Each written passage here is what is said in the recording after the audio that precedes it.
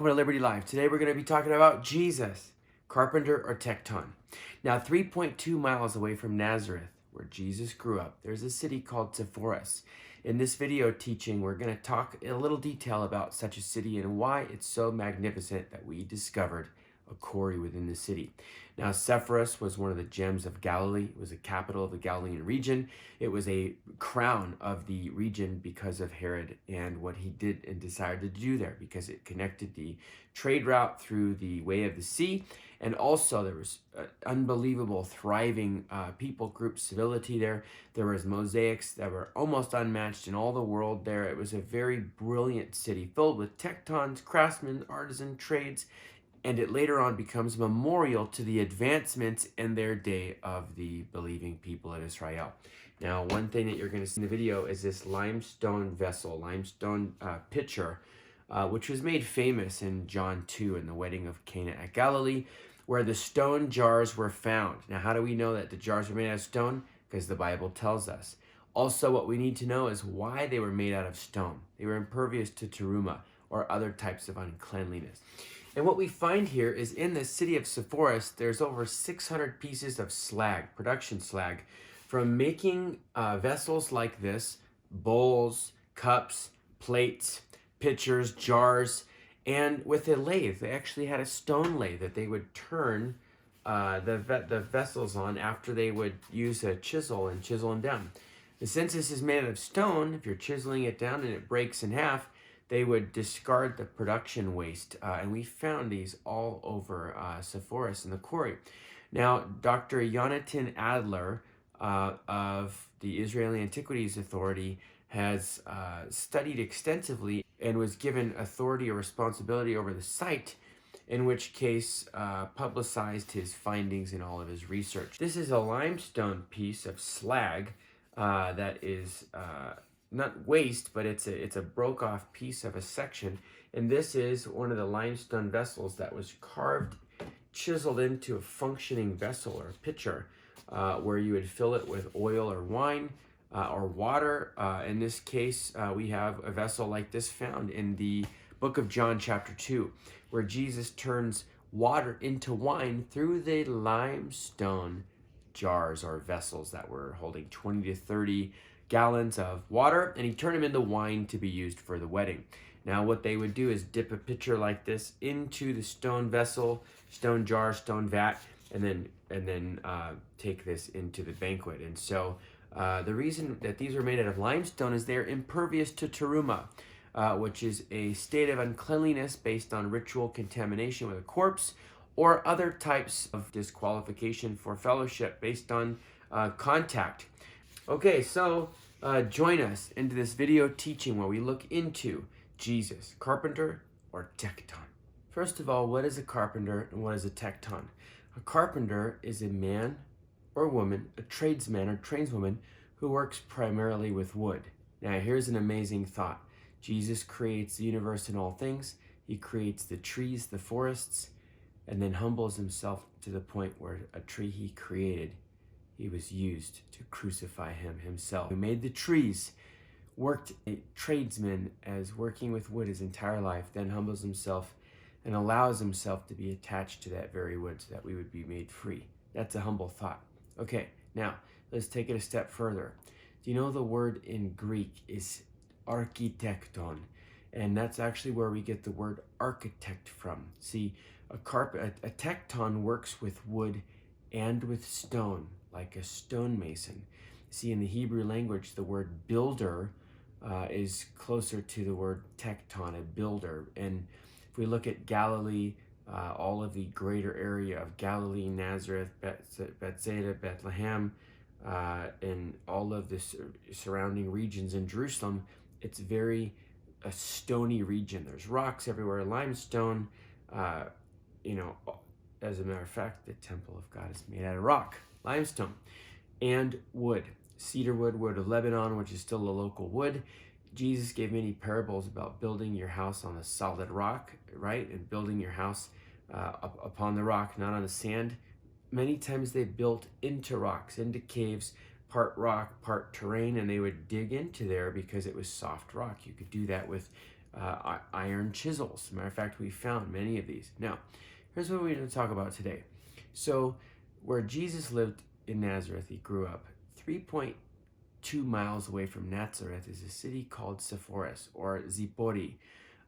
It actually is famous for being the capital of the Galilee in the time of the New Testament. And it was what they also called the Via Maris, the way of the sea, because it connected Africa to Asia and Europe in a route of trade. So it became a very ornamental city, if you will, from Herod. He decorated it. They had the most beautiful mosaics, almost in some all over the world there, over 40 of these unbelievable mosaics. And one thing that we want to draw some attention to today is they were excavating a plot to make a gas station in Sepphoris, and they stumbled upon a rock quarry. Now, here's what's amazing about this. It says in the book of Leviticus that if you are unclean through teruma or another bodily discharge or something, kind of like COVID, where you're time out, you can't go to work, you have to be in a quarantine, that if you touched a clay pot, it had to be broken. And if you had a vessel made of bronze or brass, it had to be washed. Now, here's what's amazing. Imagine every time you're sick or you are quarantined, or maybe I'm unclean, maybe not, that you have to break your dishes. And so obviously you're looking for a better solution. And this is what's amazing. Now, in the Gospel of John, chapter 2, we see Jesus at the wedding of Cana in Galilee. And it says that he turns these 6 ceremonial wash jars of water into wine. And you go, wash jars out of stone. Where did that come from? Well, by the way, do you know stone is impervious to teruma, which is ceremonial uncleanliness?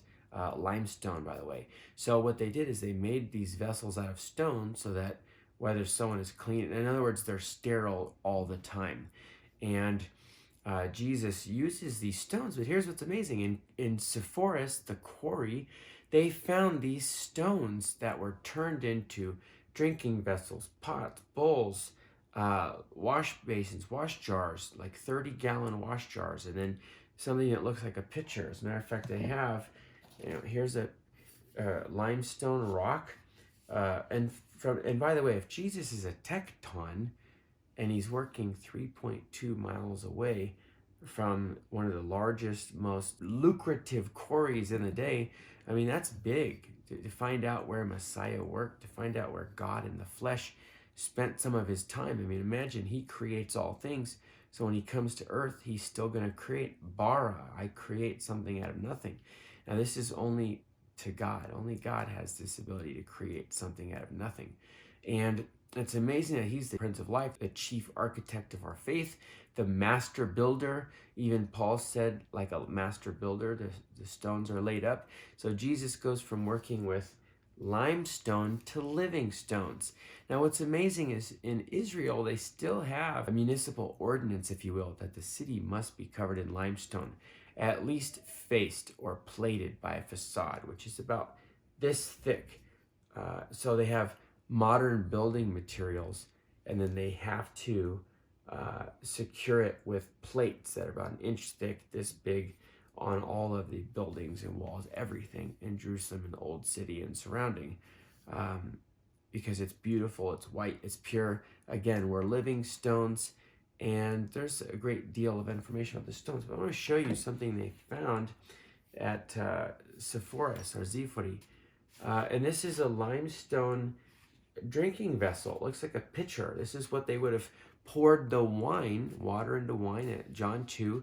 This is what they would have poured the water into wine into the vessels with, a limestone vessel. And so, thinking outside of not the limitations, but the protocols, if you will, of Torah, the artisans in the day, the Tektons, the entrepreneurs, decided to start making things out of impervious materials, again, such as limestone. And this also brings great understanding into the ability and wisdom of the Lord, how he's not just building out of one material, he uses all material. Jesus Christ uses all men, not just Jews, not just Gentiles, not Scythians, nor slaves, nor Greek, nor free, but all men who call upon the name of the Lord.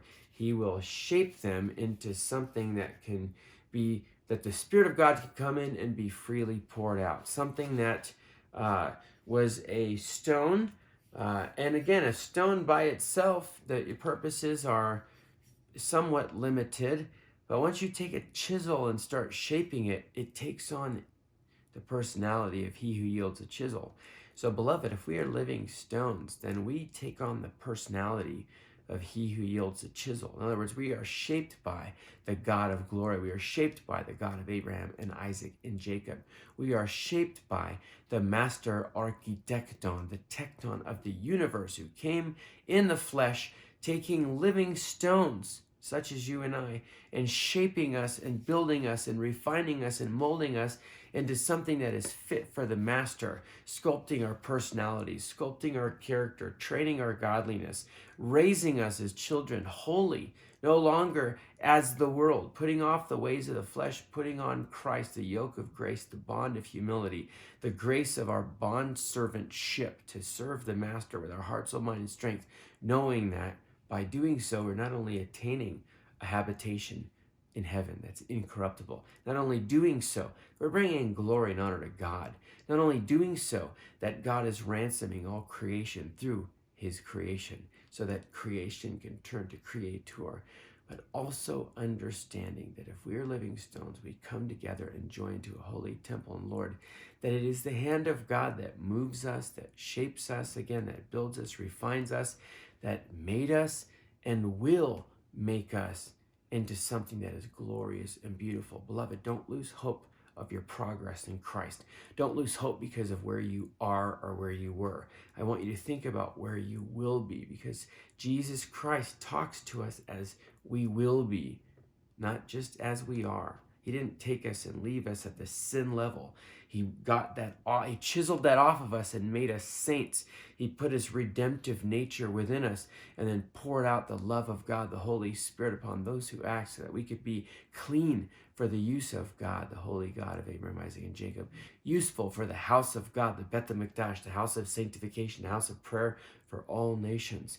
Beloved, come and see that the Lord is still at work in your life, behind the scenes, in front of the scenes, all around the scenes. Keep hope and love this God, our God, who shapes with his hands.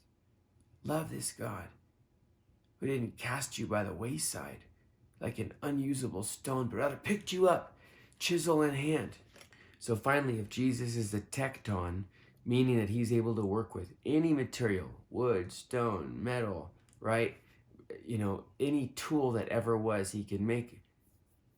So if Jesus is a Tekton, an Architekton, then that means he knows how to build your life. That means he knows how to take raw material, again, such as oven, a limestone, and turn it into something like a picture. He can turn a mistake into a masterpiece. He can turn tragedy into triumph, chaos into Christ, a breakdown into a breakthrough.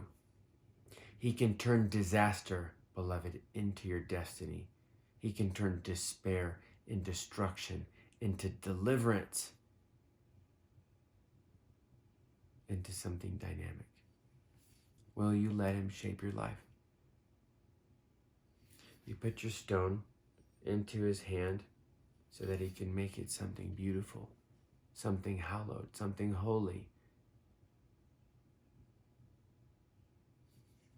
God is holy. He is most holy, worthy of all praise. He is God.